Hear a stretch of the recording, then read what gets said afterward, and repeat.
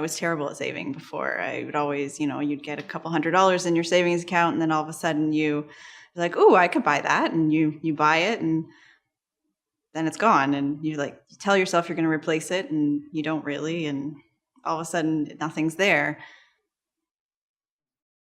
I had to limit myself to, $40 for 2 weeks, every 2 weeks for groceries. So, living on soup and bread and eggs for quite a while, not being able to eat properly or healthy, that was, the real wake up moment.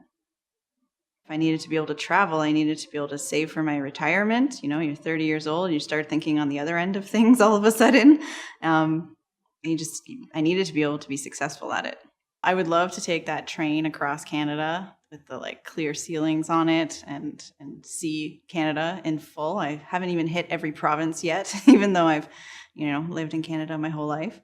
I started just putting away $50 a paycheck, and all of a sudden it started to grow. And then it was any extra money I had, I'd throw it in that account, and it just kept growing and growing. And having the savings account at another financial institution, it definitely helps me because I can't see it. So I set up a transfer goes away, whether it's $50 a paycheck or less or more, if you can, great. From where I was even 10 years ago, 5 years ago, to now, I'm very proud of myself. This is, as I was saying to one of my friends recently, I was like, this is the most money I've ever had in a savings account. And, I was kind of, doing a little jig. I was like, I'm so happy. And it's like, but other people would laugh at that if they had more, and they'd be like, that's so little. Or other people would be like, wow, that's a lot.